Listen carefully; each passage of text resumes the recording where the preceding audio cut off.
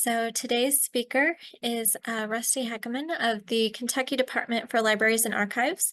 And there he manages KDLA's archives research room staff, coordinating research and reference assistance. He appraises, arranges, describes, and indexes public records from state and local government agencies, and represents KDLA in public presentations about the collections of the state archives. So I will go ahead and hand it over to him and we'll get started. All right, we're going to talk about genealogical records of the Kentucky State Archives. What I hope to cover are what is this Kentucky State Archives, what records that we have, where the records come from, and how to apply them to genealogical research. And then, of course, how you access the records, how you can go about getting your hands on the material to make use of. First up, what is the State Archives? Our holdings consist of 110,000 cubic feet of state, judicial, and local records that date as far back as pre-statehood, so prior to 1792. The majority of our records are 1792 to 1978, early 80s. These records include original documents from court cases, tax books, marriages, divorce, wills, various land records such as deeds, grants, patents, surveys, vital records that were registered, of births and deaths, and many other materials from Kentucky state's agencies.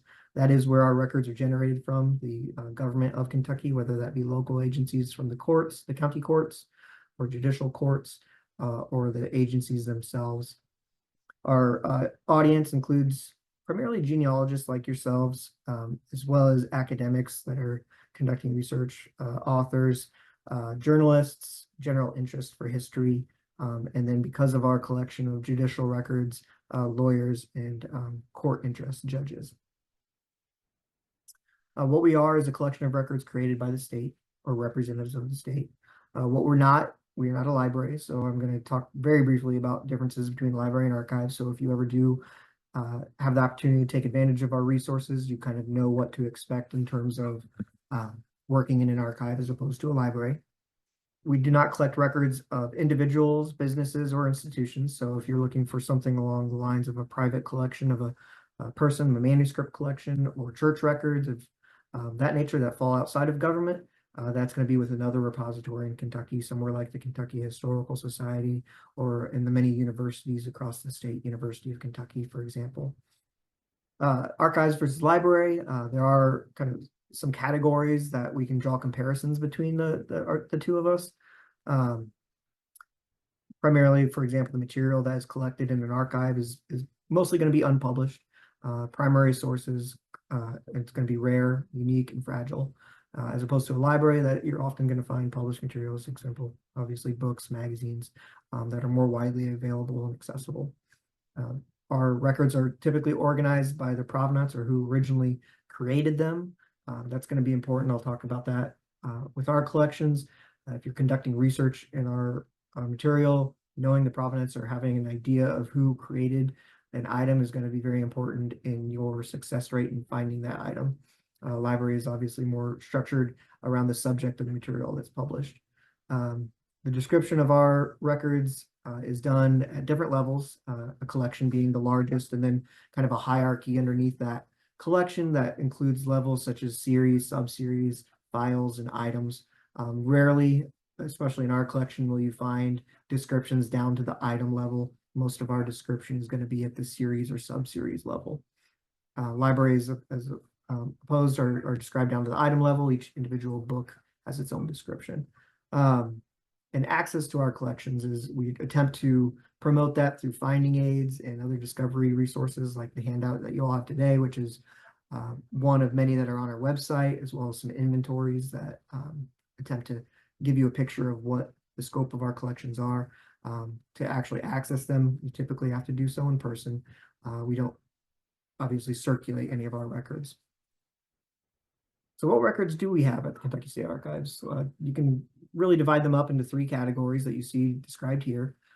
Those include local records, state records, and judicial records. Local records are those records created at a local level, typically by the county court. They include marriages, probate records, tax lists and assessments, election results and records, property and business records. And then we also have the state records, typically created by the executive branch and its agencies. So that includes clearly the governor's office, where you might find probate record, or I'm sorry, not probate, but pardon records. Or if your ancestor was ever made a Kentucky colonel, you would find that among the governor's records as well. Secretary of State that you see SOS there is another. There you can find articles of incorporation for businesses, among other material that might be of interest to genealogists. Include agencies like corrections, where if your ancestor was a little more infamous and ever served time in a correctional facility in Kentucky, we have prisoner registers, among other material that you can find pretty good descriptions of your ancestors that you probably wouldn't find anywhere else. And then Kentucky is a little unique in that we also have the judicial records of our state. That's not the case for most state archives, but for us, it comprises probably about 60% of our originals collection. And that includes criminal cases, civil cases, and order books. Civil cases include divorce cases, as well as civil lawsuits, typically around settlement of probate or land disputes.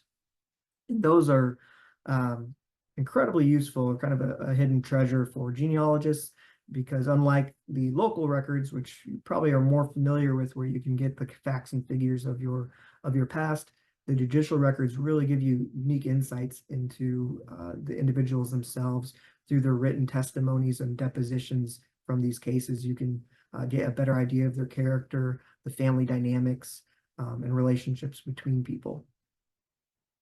I'll spend a little more time speaking of each of these groups. First and foremost, local records. The local records originate at the county level. They are the most frequently relied on records by genealogists. The county acts as an agency of the state, which is why they're part of our records at the state archives. They provide access, the county provides access to government services and represents the interests of government in a defined region. Counties operated primarily through the actions of the county court, which oversaw local matters like tax collection, road construction, maintenance, bridges and mills. But most importantly, county courts had an active role in most Kentuckians' lives. So this is a very robust collection that you can find represents a majority of Kentuckians.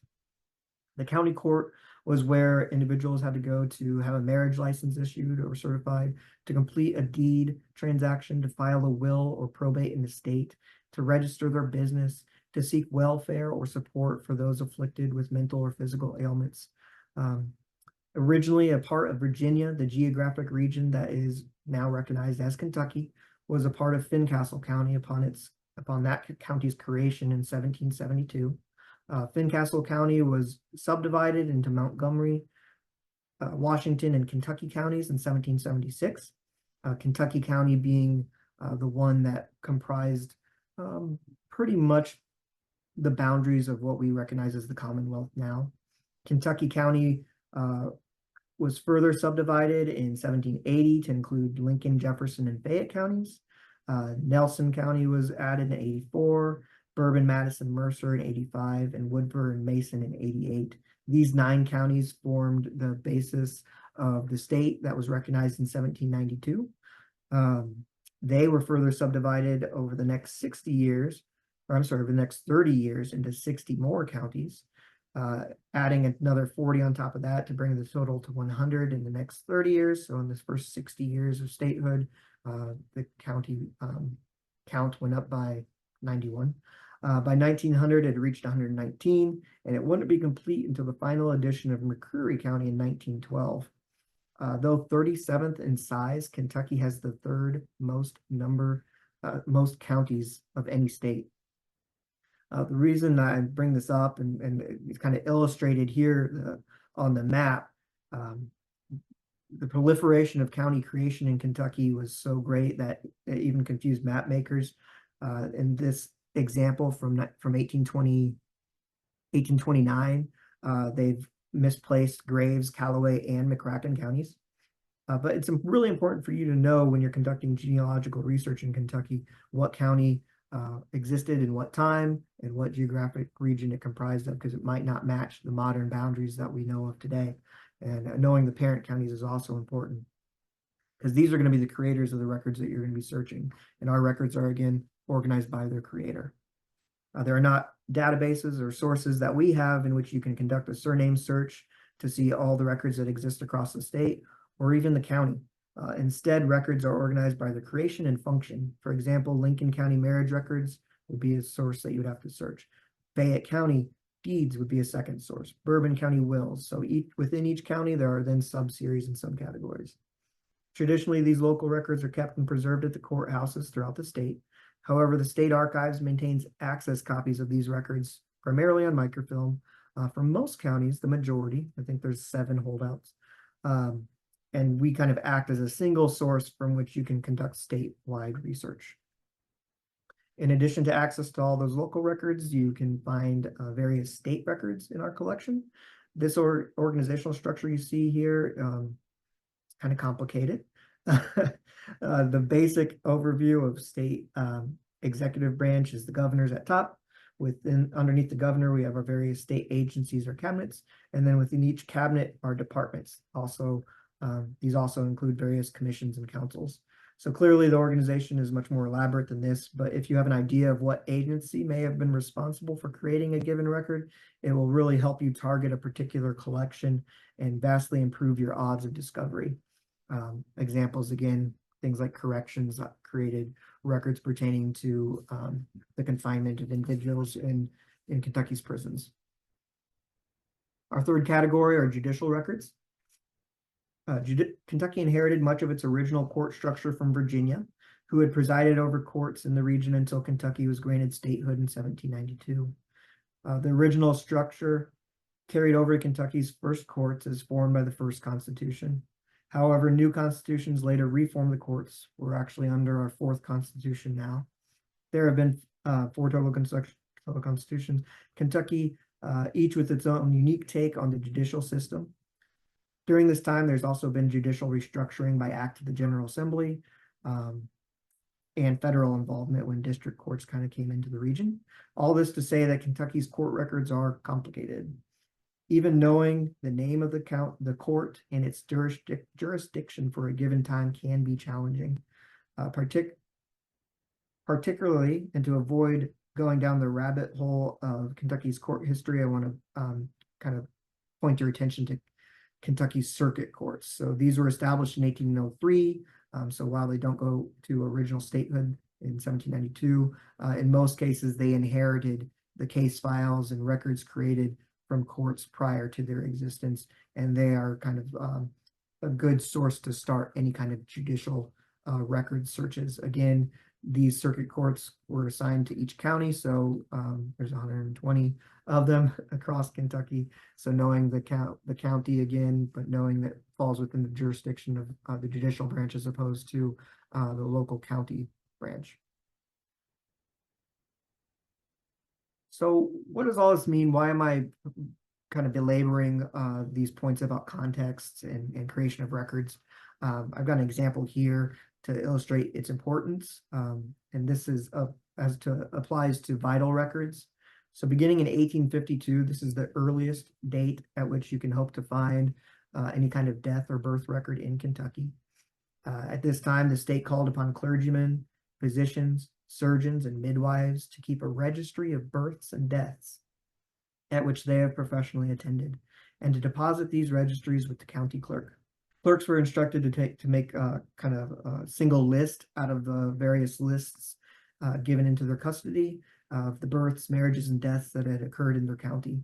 They based these lists not only on the submissions of the physicians, midwives, but also upon interviews with heads of family that they conducted when they were collecting taxes.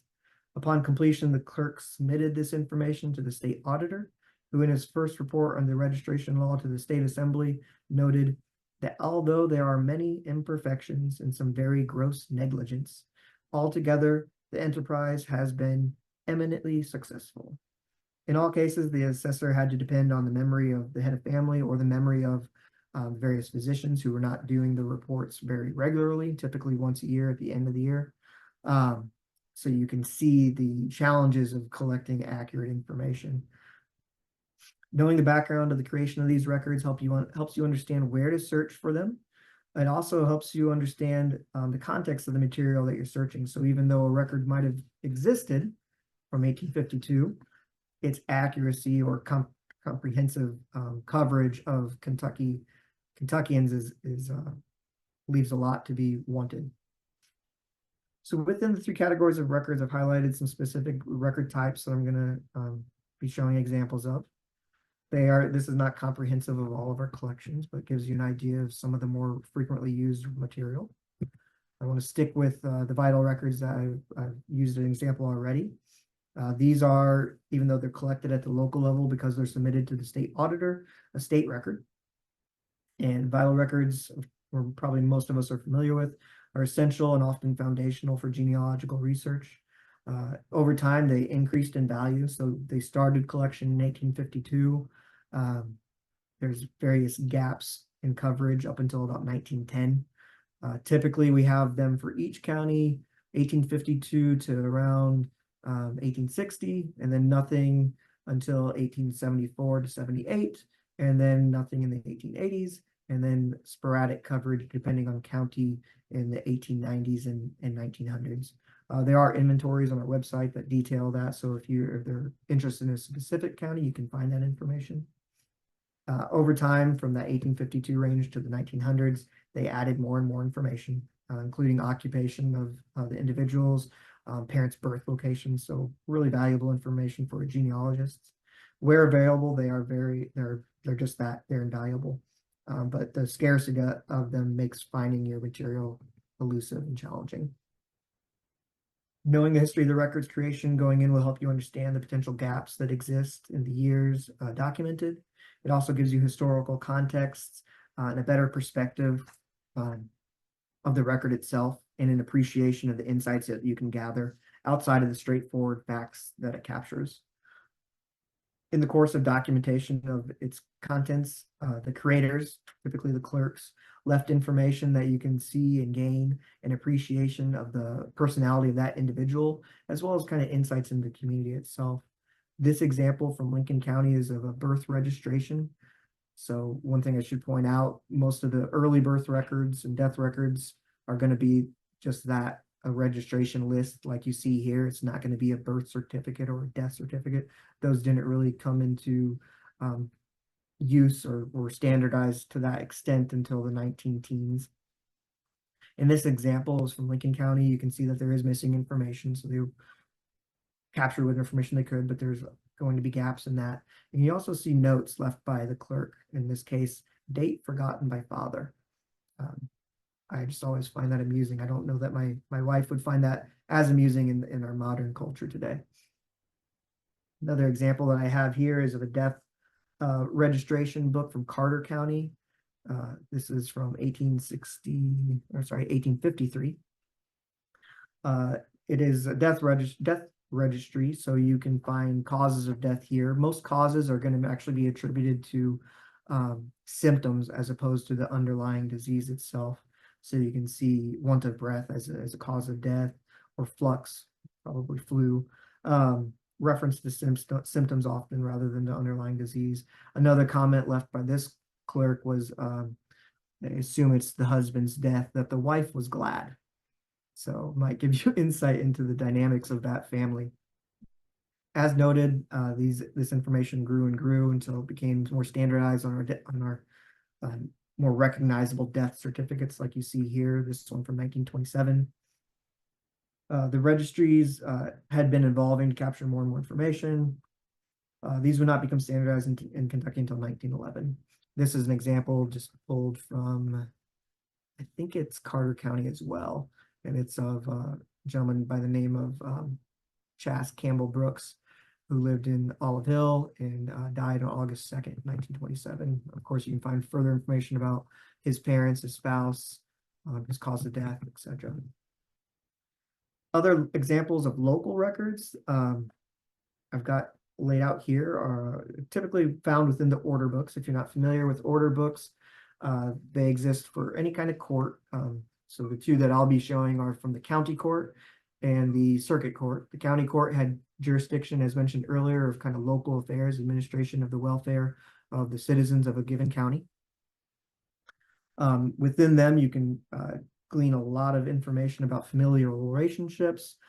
They are the most comprehensive records of the state because they were produced in each of the 120 counties, and each county court kind of had intersections with most Kentucky residents. They provide unique insight into the proceedings of the day and the individual's experience. This example is from Fayette County in 1888, and it is an appointment of appraisers and administrators of an estate. It is ordered by the court that L. Royalty, Gus Thomas, and F. Layens be, and they are hereby appointed appraisers of the estate of M. Lonehart.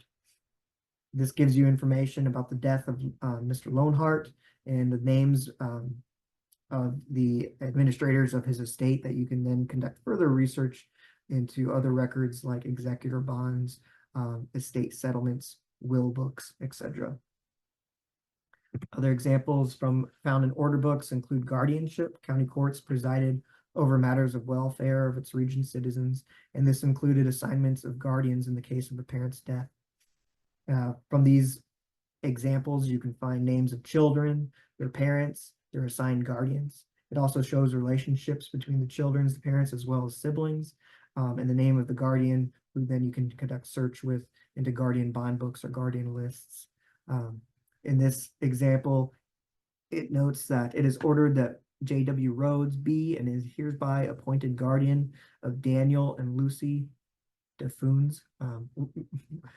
Interpreting some of these records can be challenging, so maybe some of you will be better at reading handwriting than myself, but that's how I interpreted the spelling of that last name. Maddie, Tom, Rob, and Bussy Goodwin, Layler and Francis Brown, Joe and John Muir, and Sarah R. and Edwin S. Marshall, minors of, and it continues, but you get the idea. Another example are the poorhouse.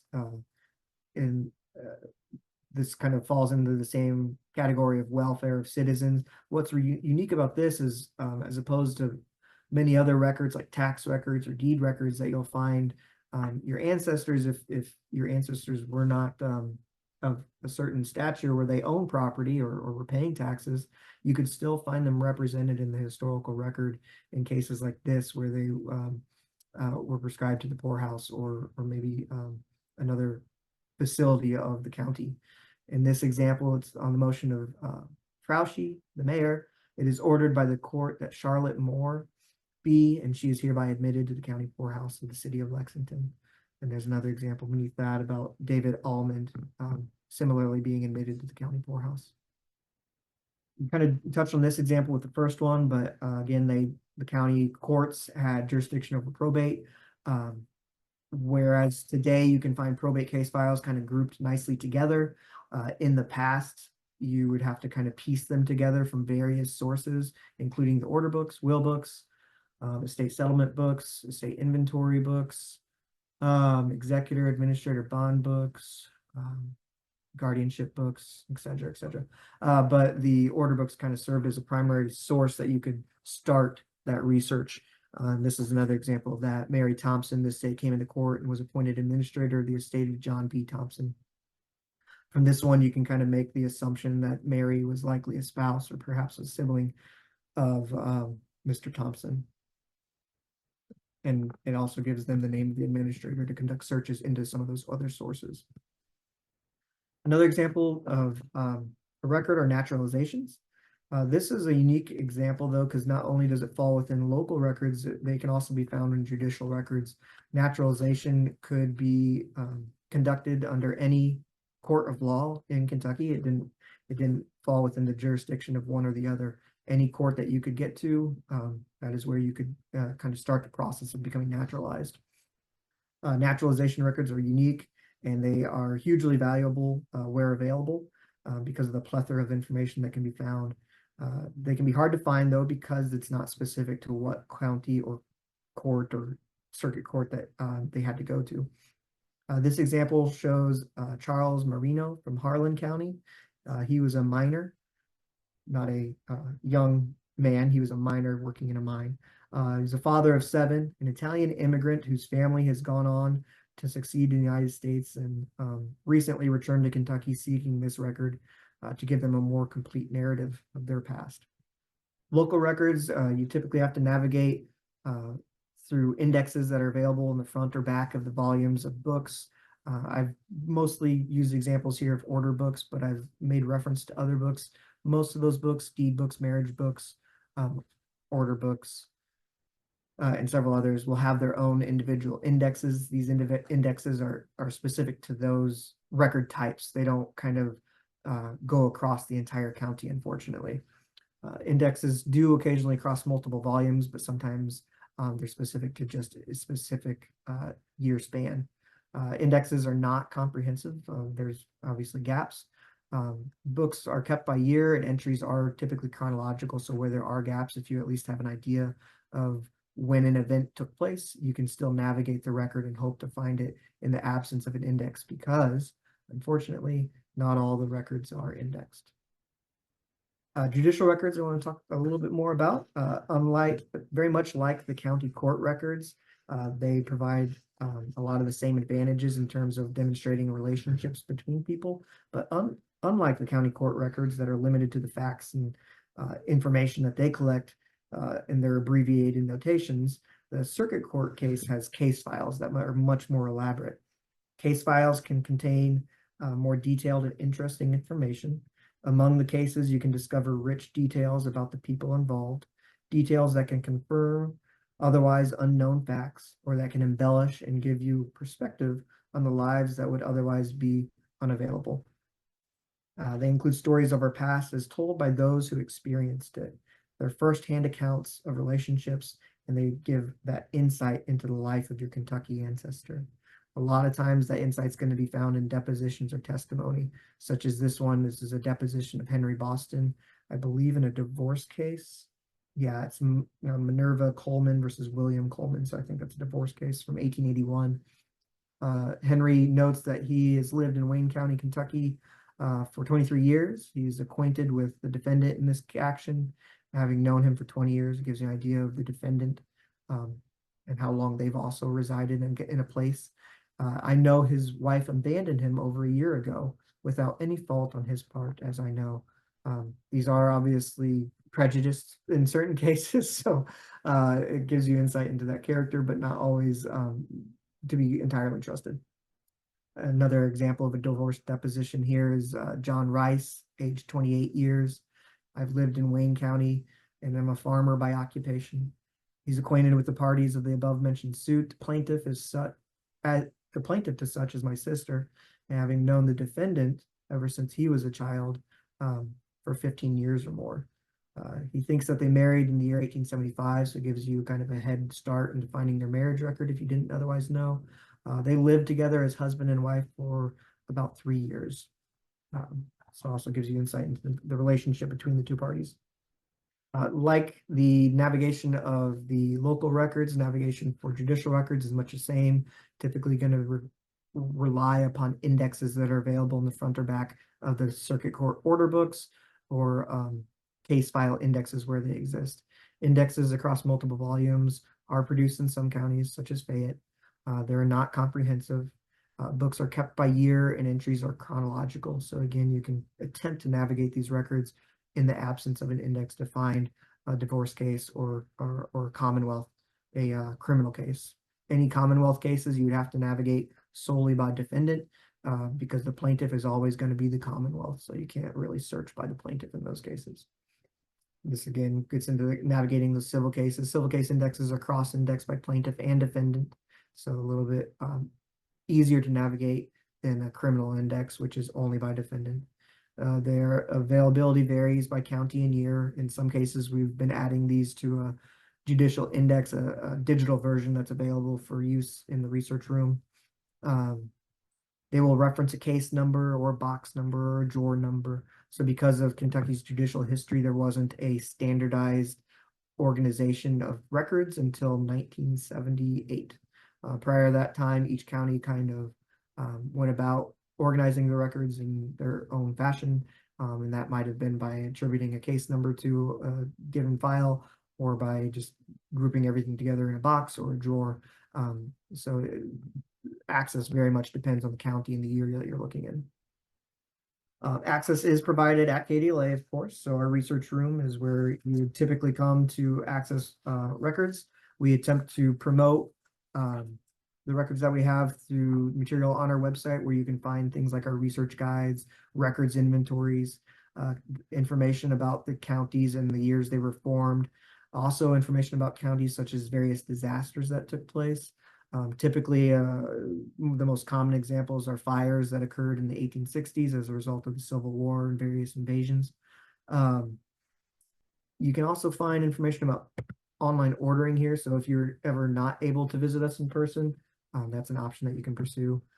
You'll see I've circled up top here, archives and reference is where you would go to kind of start navigating to some of the information. Next, you would do resources for researchers. And then finally, these research guides, where you'd find our inventory up top, and then various handouts that describe and provide context to the records that you might be interested in, birth, marriage, death, divorce, etc. This is that inventory I've mentioned. So on it, we've highlighted some of the most commonly used record groups within each individual counties and the year spans available for each county. So again, that's available on our website. You can check it out. Our research room is open Monday through Thursday, 9 a.m. to 3:30 p.m. We are closed on Fridays. While we recommend appointments, they're not required. It's more just an opportunity for us to conduct a little interview with you and find out more about what you're looking for to ensure that we have the records that will be of value to you before you make the pilgrimage to Frankfurt and visit us in person. Remote reference is available, so you can definitely reach out to us by email here. My email is also provided in these slides. You can reach out to either place, give us a call, or visit our website to find more information about our website or more information about our collections. Some of the records that we have are accessible outside of just those resources provided by the state, and those include commercial vendors like Ancestry. Notably on Ancestry, they do have, for example, all of the birth and death records that we have, which are from 1852 to 1910 for birth, 1852 to 1967, I think, for death. Those are all available on Ancestry. Navigating to those records can be a challenge, and they won't always appear in your results if you're just conducting a more general search. So I've highlighted some steps to access those collections. What you'd first want to do is conduct a search by the card catalog as opposed to doing just a general begin search. What you would see once you click that is a page like this, where you would enter either Kentucky birth as your search term or Kentucky death. The collection titles are misleading. Date spans are not all inclusive. So it might say, for example, if you search Kentucky birth records 1852 to 1911. While records are available within those years, as we've discussed, they're not comprehensive. It's not every year between 1852 and 1911. It'll look something like that, for example, 1847 to 1911. I think they included 47 because while technically registration started in 1852, some people post-dated information that they submitted to the clerks, so that's why. It'll take you to a site like this. You can conduct searches by names of the parents, by names of the children. As you've seen in my previous examples, though, these registrations are not comprehensive. So in many cases, a lot of that information might not have been captured. So conducting searches in multiple ways is recommended. So you might just search by name of the child, just search by name of the father, just search by name of the mother, as opposed to each individual, filling out all of that information because it might exclude some results for you. If you prefer and want to navigate the records as if you were in the research room in person, you can do so online through Ancestry by using that navigation on the right of the page. You can open up an individual roll, which has multiple counties and multiple record types. Doing so can be a little bit challenging. It's going to look like this. They don't do a great job, in my opinion. They don't do a great job of noting kind of where you are at within the film roll. For example, what county you're in, what year you're in. This is especially important for the year. The first page of a given year will usually have a year noted in the date of birth column in the upper left. However, subsequent pages will not have that information. The place of birth is usually more consistently filled out than that you can find. So I think this one says like FC. I think that's Franklin County in this case. And you can see up in the left the year that's being noted. But if you go to the next page, so I went from 197 to 198. There's no year listed. So if you just opened up this file and went straight to image 198, you would have no idea what year of births you were looking at until you navigated back to the beginning of 1878 to confirm that information. The note that it should be important to note the information such as children's names, parents' names, especially the mother is often missing. And you can see how this would impact your searching. If you were conducting a search by that name of mother, you're less likely to find something. Oftentimes in these records, children were not yet named, so your most reliable search term is typically the father's name. In terms of conducting African American search, this might be the enslaver's name as opposed to the father. That's usually what's going to be listed in that column. And you can see that up here, name of father or owner of child. The other source that I like to point people to is Family Search. Unlike Ancestry, which you probably have access to through local library or there in Allen County at the Genealogy Center, you otherwise have to have an account with Ancestry. Family Search, you also have to have an account, but it is entirely free and doesn't require any kind of payment on your part. Conducting a search here, like Ancestry, requires going kind of beyond the basic name search that they offer on their homepage. Like Ancestry, they call it a catalog search. So it's under, if you see on the top there, catalog, under that, you can get to a page that looks like this, and you can search by place or location. In the case of Kentucky, those places are going to be the counties. So you can type in any of the 120 counties, limit your results to those that are available online, and you will wind up with an option like this. So Fayette County, and you'll end up with a list of record categories. And then within those record categories, they kind of drop down to offer for more options, more information. So United States Kentucky Vital Records drops down to have all of this information. Some of these are going to be from secondary sources, but those that come from KDLA are going to be attributed to the creator, again, just like we do with our records, Fayette County, County Clerk, birth, marriages, and deaths. The birth, marriages, and death records on Family Search honestly aren't as robust or well organized as they are in Ancestry, but what Family Search has that Ancestry doesn't are a lot of the other local records, things like deeds, county court order books, marriage lists, etc. Once you've entered a particular category, so for example, I'm going to go into births, marriages, deaths here, you'll get further information about what you can search. On the right is the format that it's available in. This is typically going to be scans of film, just like you saw on Ancestry.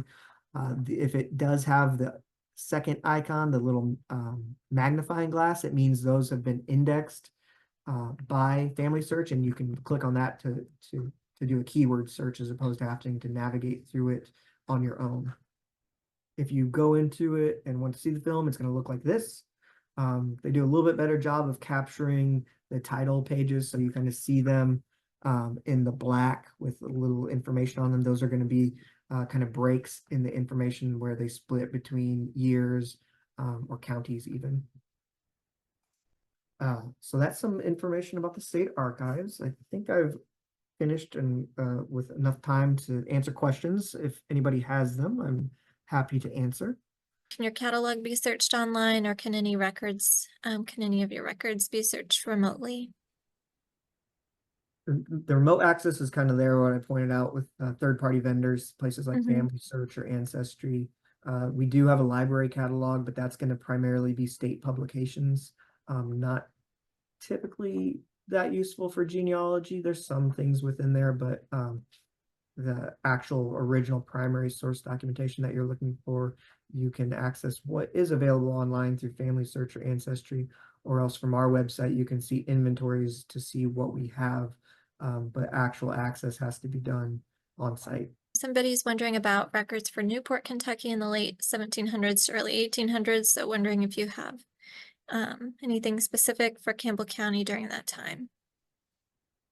Yeah, I would have to look at the inventory Mhm. to see exactly what we'd have, but I can do that. So I would look at the same place where I recommend you check out, which is on our site under our research guides and our inventory. And I'm just going to navigate to Campbell County. What's unique about Northern Kentucky is they've got the three counties, Campbell, Kenton, and Boone. They're kind of all grouped together, so you sometimes have to expand your search to include all three as opposed to just one. Campbell County, I'm not sure when they were created. Probably around the 1790s, because it looks like we have marriage records back to 1795. Another unique aspect of Campbell County is that they have had two different courthouses operating in tandem. So you have to search both the Alexandria courthouse as well as the Newport courthouse. But for both of those courthouses, we have deed records, county court order books, will books back into the 1790s. And then we have case files, judicial records back into around 1803. Did any fires among county record holders destroy many of the records held? So kind of for burn counties, how does that impact what you have? Yeah, so especially the disasters that occurred around the 1860s or other natural disasters, things like flooding or fires that were not intentionally set, there's significant loss of records. So backups and access copies of records preserved at the state archives didn't really become an option until the late 1900s, 1970s, 1980s. So anything that had been lost prior to that time, that was while it was still in the custody of the county clerk, is something that unfortunately was lost and couldn't be recovered. The exceptions to that are those records that were produced at the county level but still had to be submitted to a state authority. So things like those birth and death registries that were produced at a local county level but had to be submitted to the state auditor. Deed records are like that too, because they had to be submitted to like the land office, for example. Tax records are another example. While available at the local level, they had to be submitted to the state auditor as well. So those are records that we were able to kind of reproduce and show examples of in cases that they were otherwise not available at a county level. Our next question is, would county circuit court records from the late 1700s, early 1800s be in your archives or be found at the county? They say, I have some records from 1825 in Floyd County. Those came from a local source. Yeah, so if you're speaking about circuit court records, judicial records, they're not at the county level. Those are only available at the state archives, and those are typically also not available online, with very few exceptions. We're pretty much the only source and holder of that material. Other county records that come from like the county court as opposed to the circuit court, those typically are available in multiple places. The county court typically, not always, but generally preserves the original while we have access copies. In some cases, they've transferred custody of the originals just because of the condition of the record or their inability to house it to us. But otherwise, they will have the original record of the courthouse and will have access copies on microfilm at the state level. Again, kind of a convenience copy also, because it allows you to search the entire state in one location as opposed to going to each individual county to conduct that search. But circuit court records that I think you're talking about, those are only available at the state. It's possible you might have gotten it at the county in the past before it was transferred to our custody, but as of now, I think there's only a few counties that hold out with judicial records. Otherwise, we pretty much have the entire state. Somebody has a question. They say they're outside the US and like an archive in Illinois has their website geo-blocked. So they're wondering if they have to use a VPN to access your site, if it's a similar setup. Yeah, unfortunately, that is kind of dictated to us either by a federal level or state level, that because of fear of hacking or various other reasons, as a state site, a government site, ours is restricted to United States access. You can still email us, and we can send you like various PDFs of record inventories and other tools to get an idea of our collections, but access to our site will unfortunately be blocked. Deborah asks, are loose papers available at KDLA? Deborah, are you talking about in terms of case files or loose papers and like marriage loose papers? I'm not sure which she might be referring to. Maybe she'll be able to let us know in the chat there. Suzanne says, I have an ancestor born around 1850, widowed by 1900. She knows the parents and siblings, but can't find any records for him except on the children's records. They lived in Moorhead. Do you have any recommendations there? Rowan County, we have wills back to 1853. I would start by looking in probate records. So he might not have had a registered death, but they would still have had, even if he didn't have a will, you can look in order books, and if they owned anything of value, they would have had to probate that estate to kind of settle debts and things like that. And they'll find references in there to his death and then his familial relationships to either heirs or his wife or whomever was widowed, and I'm not sure which way it went.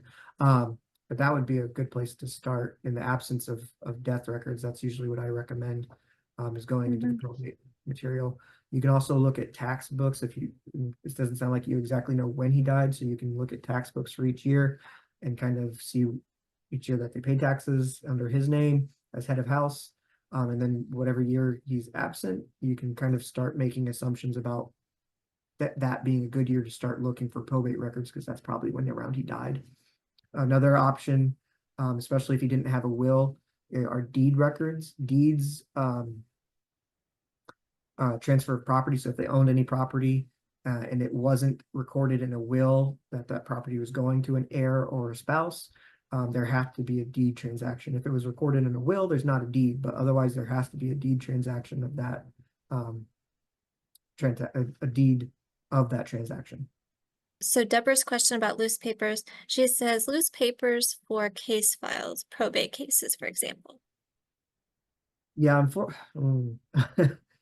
so with that kind of court reorg in 1977-78, probate became the jurisdiction of district courts, and then they kind of consolidated all records into single case files, which is super convenient. But anything prior to that date, 1977 before, probate was still in the custody and jurisdiction of county courts, and they didn't typically, a few counties did this, but very rarely did they organize any kind of probate into a single loose file or case file. Instead, they recorded things in various sources. So the order books, the will books, the guardianship books, the estate settlement inventory books, the executor administrator bond books. Yeah, so it can be in any or all of those sources. In some cases, I think Bourbon County stands out for some reason. They did consolidate records into loose papers, as you would call them, or case files. Unfortunately, those rarely survived. We have case files for judicial, like circuit courts, but any loose files or case files that were ever produced by the county court rarely ever made it to the state archives. So if they exist, they would most likely still be with the county in question. Wondering about the records that you have for correctional facilities, if that includes items like mugshots or what kind of things that people might be able to track down in those. I've never seen mugshots. Most of the records that we have predate when that would have been an option. But they Mhm. do include really like fine level description. So height, weight, hair color, eye color, any kind of distinguishing marks like a tattoo or a scar. So a lot more detailed description than you would get from any other typical source. So yeah, there is some of that available. Uh, Typically, the majority of that's going to be in the registries. There are other records like clothing issued and things, but that's rarely going to be something you'd need to get into the like weeds with. Most of the information you can find in those prison registers. Somebody is interested in making an appointment, do you recommend that they call or email, or how would you recommend that they make the appointment? Yeah, either way, you can give us a Okay. call. If you do call, obviously, or we're not there right now. Mhm. You can leave a message, or you can wait and call tomorrow. Even on Fridays when we're closed to the public, we still answer the phones, and that's more of just an in-house day when we're processing collections, but we're otherwise still available to answer questions. Um, but yeah, you can give us a call or email. Our email is kdla.archives@ky.gov, or my email is rusty.heckaman@ky.gov. You can shoot an email to either of those, or like I said, give us a call at um, what is our phone number? 502-564-1770. Yeah.